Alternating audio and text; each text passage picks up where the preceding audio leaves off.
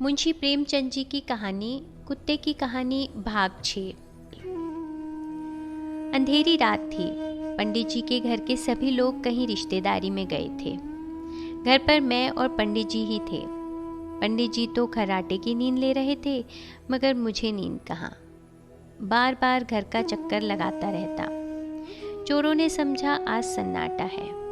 उन्होंने घर के नौकर से सारा भेद ले लिया था। मैं आहट पाकर पिछवाड़े गया तो देखा कि एक दरवाज़ा खुला हुआ है और कुछ आदमी वहाँ खड़े होकर चौकन्नी आंखों से इधर उधर देखते हुए धीरे धीरे बातें कर रहे हैं। मैं उनकी बात न सुन सकता था क्योंकि वहाँ से दूर था। थोड़ी देर में देखा कोई भीतर से थाली लोटा संदूक वगैरह निकाल कर बाहर के आदमियों को दे रहा है। अब तो सब बातें समझ में आ गईं। मैं बड़े जोरों से भौंकने लगा। इस पर चोरों ने मुझ पर डेले फेंकने शुरू किए, मगर मुझे उन डेलों की चिंता न थी। स्वामी का घर लूटा जा रहा है, भला ये कैसे देखा जाता। दौड़ता हुआ बरामदे में पंडित जी के पास गया और उनकी चादर दांतों से खींचने लगा। इस पर उन्होंने मुझे 2-3 लातें जमा दी, पर मैं बाज ना आया। फिर चादर खींची और जोर जोर से भौंकने लगा। तब पंडित जी की नींद खुल गई। अब उनको किस तरह समझाऊं कि तुम्हारा घर लूटा जा रहा है। बार बार पिछवाड़े जाता और उनके सामने आकर जोरों से भौंकने लगता।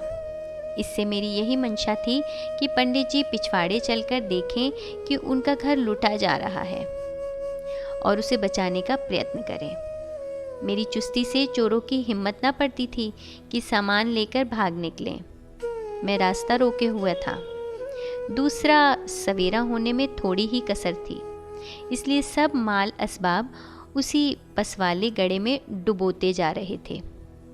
उनकी मंशा शायद यही थी कि दूसरी रात में सब माल असबाब उठा ले जाएंगे। भला गड्ढे के अंदर कौन ढूंढने जाता।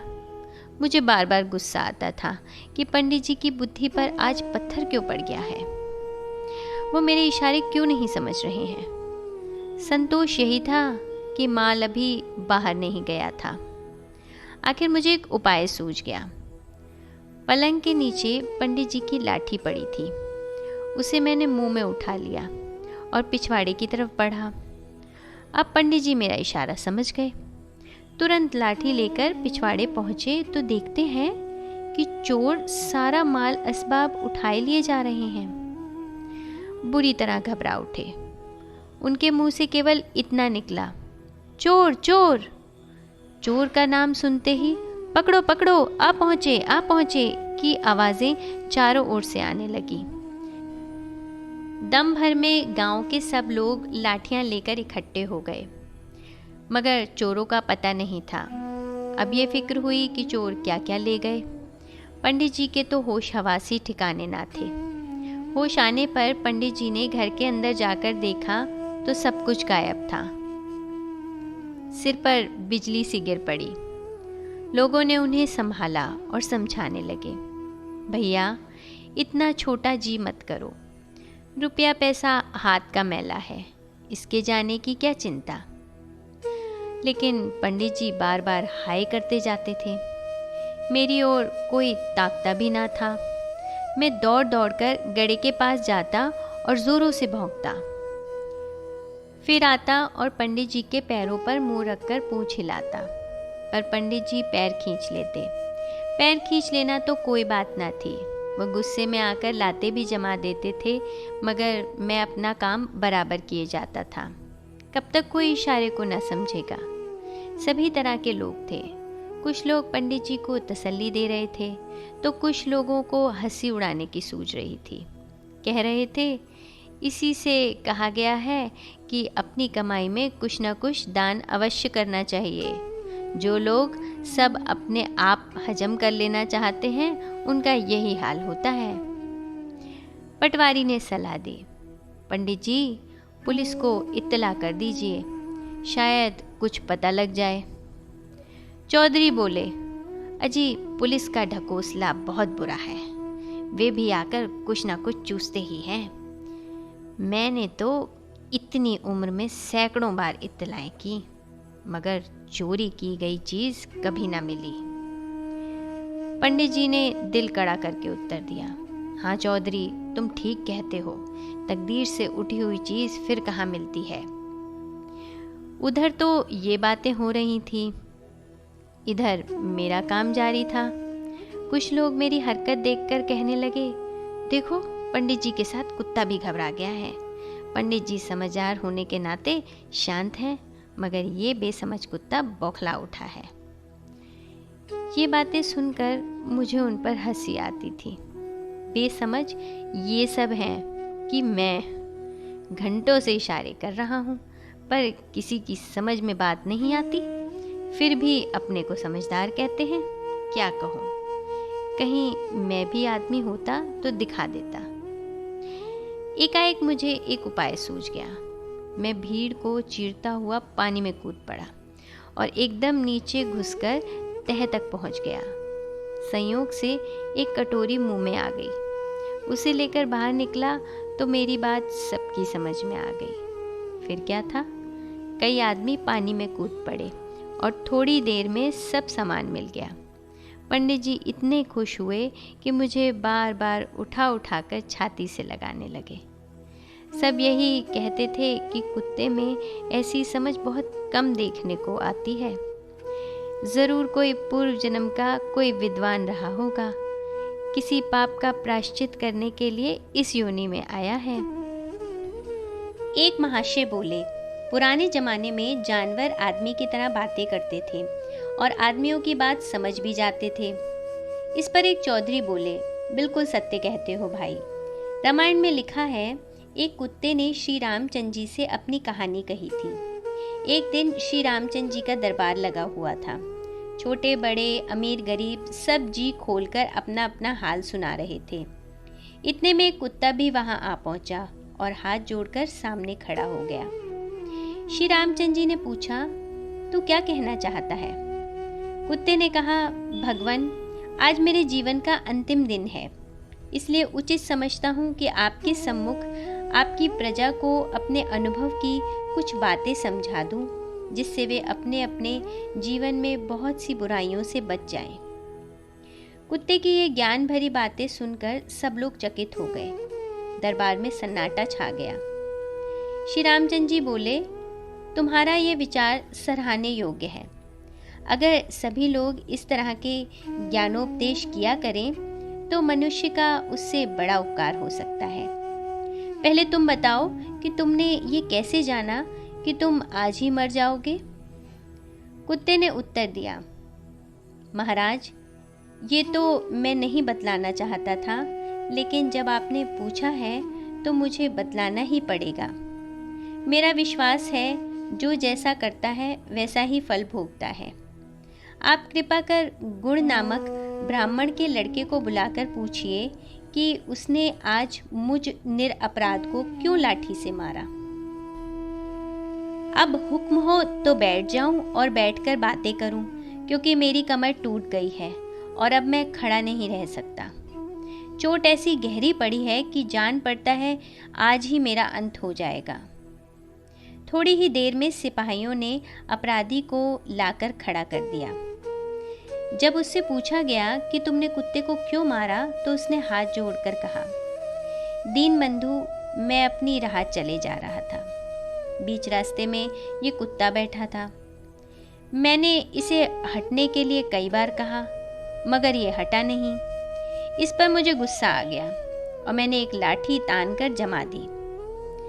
श्री रामचंद्र जी ने पूछा, अगर ये कुत्ता रास्ते में बैठा था तो तुम किनारे से क्यों नहीं निकल गए? भगवान, मुझसे ये भूल हो गई। श्री रामचंद्र जी ने कहा, और गुस्सा भी आया तो लाठी इतने जोर से क्यों मारी कि इसकी कमर टूट गई?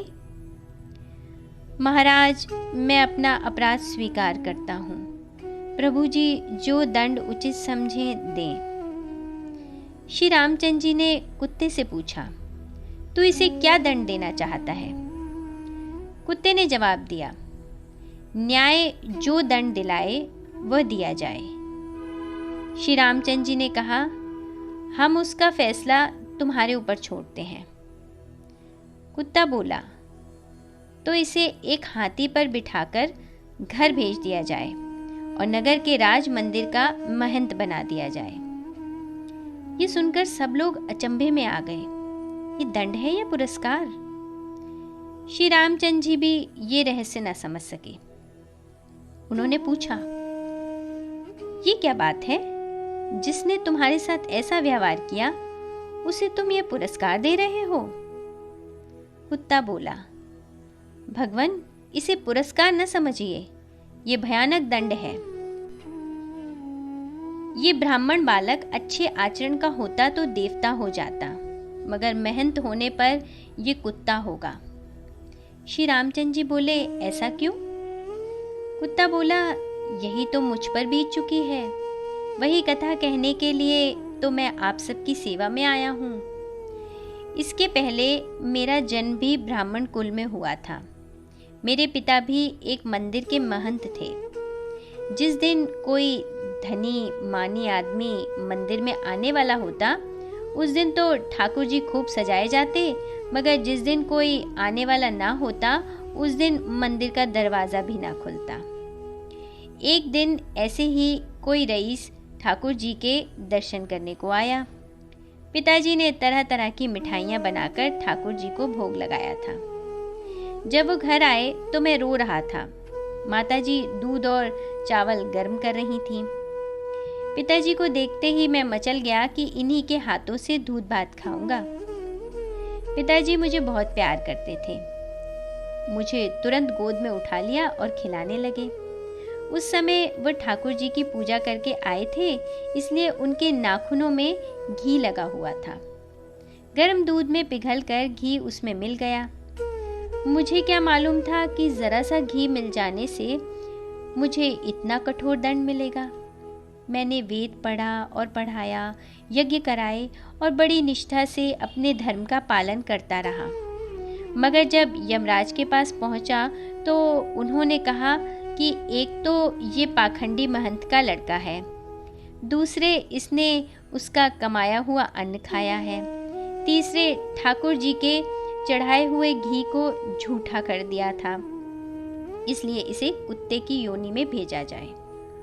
मैं बहुत रोया, मगर किसी ने मेरी ना सुनी। मैं वही कुत्ता हूँ। अतः आप लोग समझ सकते हैं कि मैंने दंड दिया या पुरस्कार।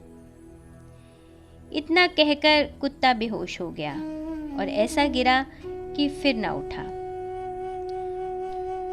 सवेरा हो रहा था। सब लोगों ने अपने अपने घर की राह ली। कुत्ते की वह कथा सुनकर मुझे अपनी दशा पर बहुत दुख हुआ। एक समय वह था कि पशुओं के साथ भी न्याय किया जाता था। एक समय यह है कि पशुओं की जान का कोई मूल्य नहीं। इसके साथ ही ये संतोष भी हुआ कि पशु होने पर भी मैं ऐसे धूर्त महंतों से तो अच्छा ही हूँ। पंडित जी उस दिन से मुझसे और भी स्नेह करने लगे। किसी से भेंट होती तो मेरी ही चर्चा करने लगते। ये कुत्ता नहीं, मेरे पूर्व जन्म की संतान है।